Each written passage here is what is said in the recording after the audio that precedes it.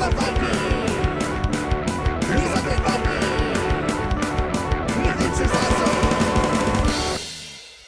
everybody, this is me, the Undead Viking, and this is one card from the game Too Many Poops. I don't have a box to hold up, so you just have to look at that. Ooh! And notice there's even poos there for the, yeah, anyway. The game Too Many Poops is kind of like a card battling game. You probably know about what that type of game. I've played, hundreds of those types. They come in lots of different shapes and sizes, lots of different themes.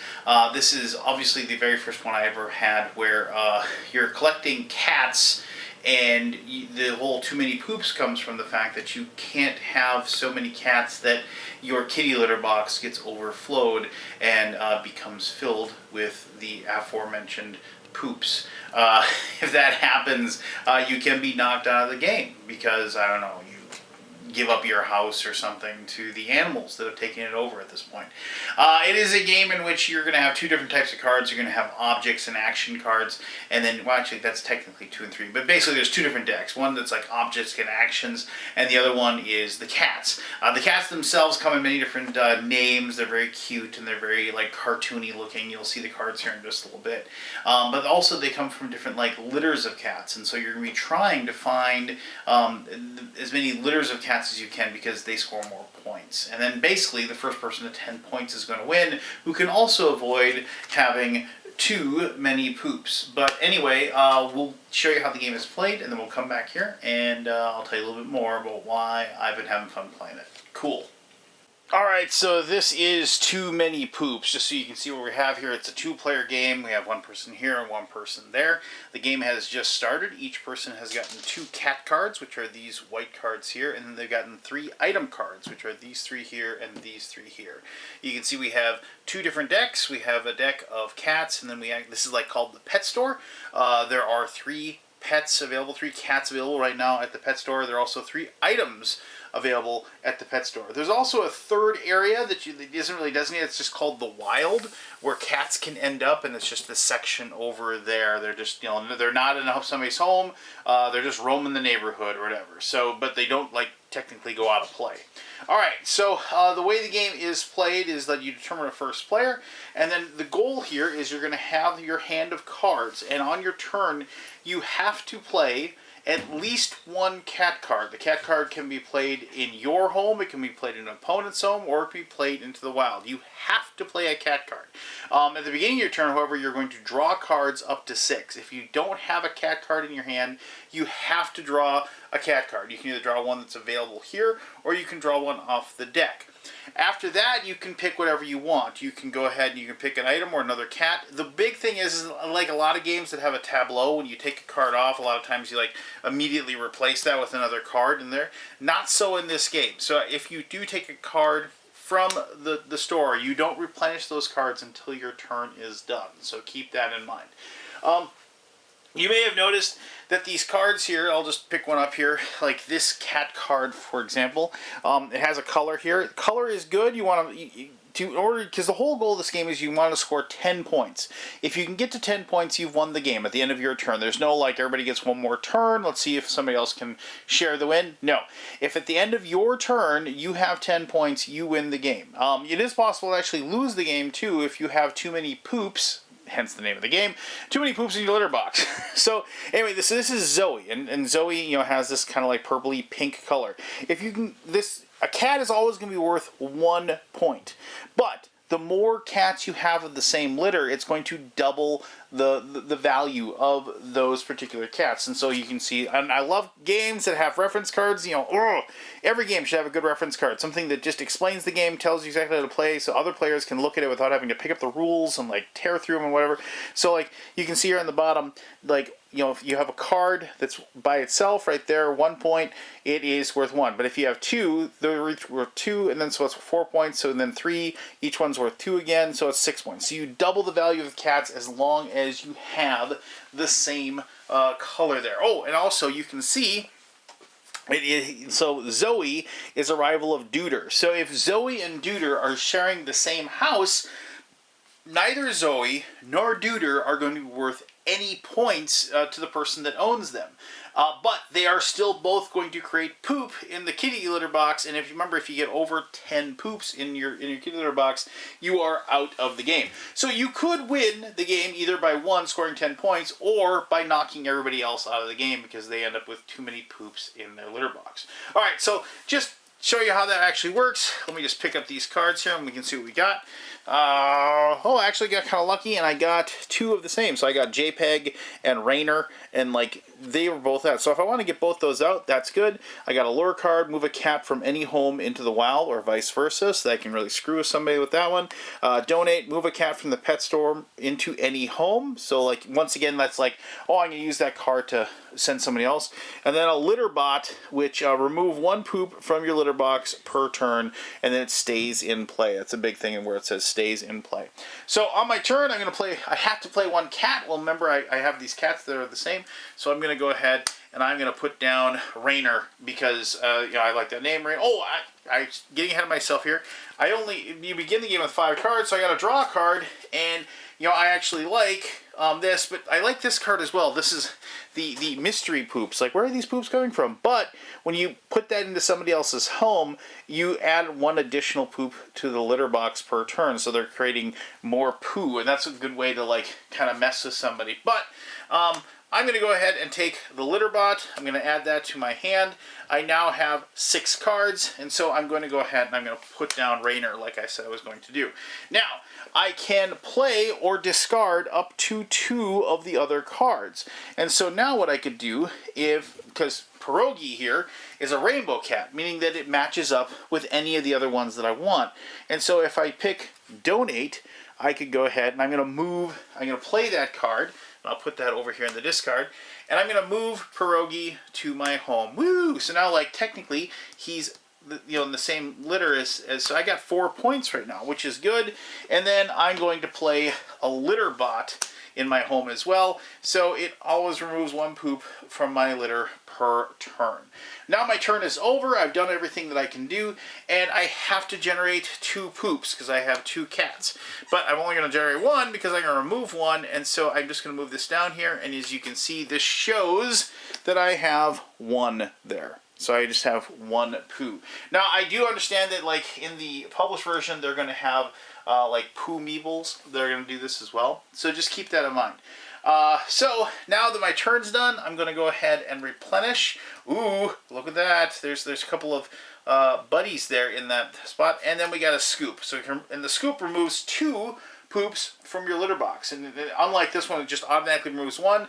That's an action. You play it and you can remove it. Now, technically, keep in mind the fact that, like, if you're playing with more than 2 people, and this is fun as a 2-player game, and it's really fun as a multiplayer game, you will play different cards that will try to prevent other people from either getting knocked out or prevent people from so you'll be playing like scoops on other people's tableaus because you don't want their cats to get free and have them knocked out of the game.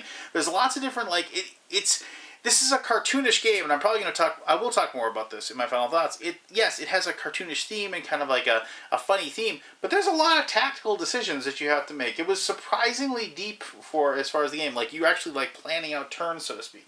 But let's go ahead and see what my opponent got. So we have, let's see here, so we have the mystery poops card, so we're definitely going to play that on our opponent. We have a scoop, which we can get rid of, and then we can donate, move a cat from the pet store into any home. We got that. And we have a Jansen and a PETA. Now notice how there is a PETA right here. So Jansen and PETA, they hate each other. So if these two were in the same house, you would actually turn them over, and so they'd look like this in your house because they're angry. They'd still create poo for you, maybe causing you to lose the game, but they wouldn't count as any points at all. So if that plays, so maybe this is one of those things where we maybe don't take, as this player, we wouldn't take these red ones. Maybe we go after Zoe because Zoe matches up with Jansen here, which is something good, right? So we would maybe wait a little bit, but we take Zoe. We're like, you know what? I'm gonna take Zoe on this turn, and I'm gonna keep the cards I have. And so on your turn, then don't play your hand. Don't show that you have Jansen because you just took Zoe. But you take Zoe. You get to play 1 cat.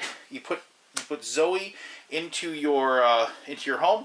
Now you're not going to want to use like donate on anything, or maybe you'd play donate and say, you know what? I'm gonna put Snarf in your home. There, you get Snarf, and like this player's like, well, why are you giving me another player? I don't know. Because on our next turn, we would go ahead and play the rival, and then have another cat in their home that isn't going to be any good for them. And getting a cat out of your house isn't so easy. It isn't like you can just throw them outside. You actually have a card that enables you to do so. And then as the second thing we're going to do is we're going to go ahead and give them the mystery poops as well. So on their turn, they are now going to create four, they're going to get an extra poop in their home. So we're going to have 4 poos, and plus any other cats that they happen to get. And that would be my turn. And then we'd have 1 cat in our turn. We did the donate, so we're going to put that over there. And we would also generate 1 poo. Now you can kind of get the feel of what's going on.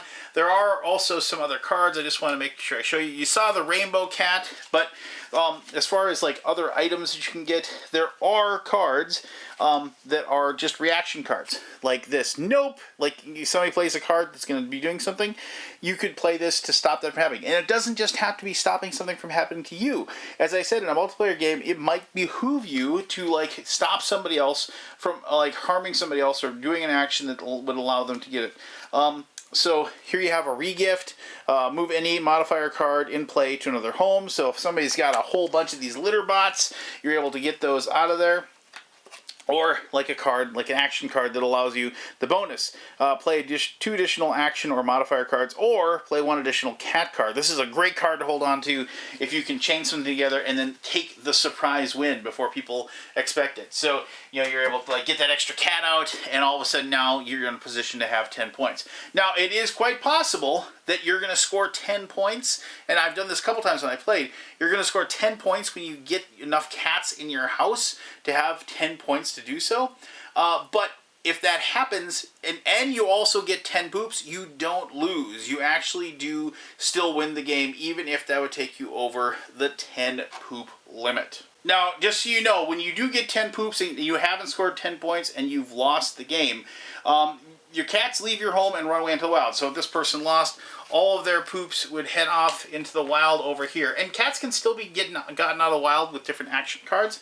And also you can play cat cards into the wild when you have to play your 1 cat card. Maybe all the cat cards you have are going to like either help your opponents or hurt you, but you have to play one anyway. You can place them into the wild off to the side. So, but when you lose, they all go into the wild, and any items that you had like in your thing will go into the discard pile of the pet store. But there you go. That is too many poops. Like I said, it presents itself like kind of a lighter game, right? But this is actually something with very tactical decisions. And I do think that when you show this game, you should show everybody the cards that are available so people know that certain cards have certain actions so they can actually prep for their turns. But it's one of those things where it's like you're kind of wondering what other people have. Are they setting you up like that action where we gave them a cat? Well, they gotta expect that you have a rival that you're gonna be playing on them soon enough. So you gotta figure out a way to get rid of that cat before that happens. Certain things like that you have to play for and you have to prep for. But like I said, if you do play the game, be a sport and show everybody all the different types of cards and like what those different cards do. And also, just so you know, the rainbow cats can be of any color, and obviously if the rainbow, like if you lose certain cats, you can change the color of those as well as you see fit. And that can be a really good way to pull off a surprise win where the rainbow cat switches its color from something it was because you get more cats from a certain other litter, and that would propel you into victory. But it's a lot of fun. My kids and I had a blast playing it. I also had a lot of fun playing with my friends. It was a lot more cutthroat with my friends, but I'll talk about that and more in my final thoughts. All right. Too many poops. All right, so I kind of said a few things as far as what I really dug as far as the game was played. I mean, first of all, as far as teaching the game, it's very, very simple, very, very straightforward. You could take out those 2 decks of cards, explain to everybody, how the game is played, the actual actions they'll be taking on their turn, and the different setups and what you need to do to win, what you need to do to prevent yourself from losing. 5-10 minutes tops, everybody's gonna be up and running. As I said, it is in your best interest, because I did run into this problem where I had a game where I didn't explain. I explained how the game was played, but I didn't explain the cards that were in it. People didn't realize that there were certain cards that people could have in their hand that they'd be able to play for different chains that would allow them to all of a sudden spring into that specific situation where they'd have 10 points. So knowing, and you just learn those things from playing the game. I played the game several times with my daughter and my son, and so after playing it several times, I kind of knew those things could happen. But when I played it with other players and then I got a win that way, they were like, "Oh, I didn't know you could do that," because they hadn't encountered that card, they hadn't seen that. So just it's one of those things where if you played the game, you're going to get that. And it isn't like they're super deep, complex strategies. It's just the fact that they didn't realize those cards were in that deck, and so they didn't realize that can happen.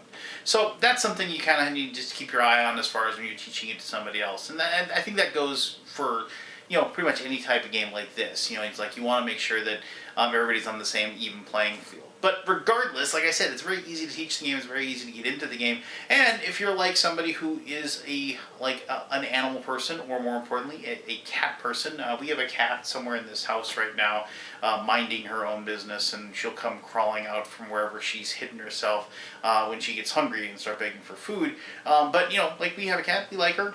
She wanders about, and if you're going to enjoy the different funny names and what have you. And then, like I said, the art is very cartoony, very cute, and it is a lighthearted game. But when I say lighthearted, don't take that as this is a very simple game, because I really don't think it is. It does have some take that stuff going on, but there are different little engines and things that you can create on your turn that aren't the most complex things in the world, but they definitely do add a lot of meat to the bone that I wasn't expecting to see in the game. I was when I heard about the game, I was like, oh, this looks like it's going to be something cute that I can play with my daughter, and we'll just have it'll be a quick 10-15 minute fun, and I'll enjoy it. And but no, it was actually, there was some meaningful decisions, and there was things that would actually give me some crunch that I was not expecting to find. As I said in how to play, when I played it with my gaming group, it became really vicious, and we're big fans of the come at you, take each other down type of thing, boisterous table talk, that sort of stuff. And we really enjoyed it for that purpose, because of the fact that we were able to, kind of let our aggression fly a little bit, as far as the it's here's your rival cat, I'm gonna screw up your little plan there. I knew you're gonna get 10 points on your turn. And you're that person's shaking their fist because of the anger over that, and you set yourself up for that. So so there's some fun there to be had, and don't, like I said, don't allow yourself to think that, oh, it's a kid's game, because it really isn't in a lot of ways. First of all, yes, my kids giggled every single time. Hey, too many poops. Dad lost. Okay, and I get that, and that was funny as well. But it isn't. It isn't a light game, I guess, if that's what makes sense to you. Well, it depends on what your definition of light game is, but this was definitely an unexpected surprise, and a very welcome unexpected surprise too. I did enjoy the game a great deal. So if you are a cat lover, if you can deal with a small little bit of kitty litter humor, or toilet humor if you will, I strongly suggest you check out the Too Many Poops. I think you'll enjoy having this small little card game in your bag when you go to work, or when you go to any type of a get together, and you just want to be able to have a game to be able to be played, so you can enjoy the company of your friends, but also just kind of enjoy the competition as well. But anyway, thank you very much for taking the time to watch this video. If you have any questions about the game, absolutely just ask away. I'd love to hear those. As always, this is me, the Undead Viking, telling you to be the best possible version of you that you can possibly be. Send out that love and positivity into the universe. I guarantee the more of that you distribute, the more will come back to you. All right. You be awesome. I'll talk to you soon.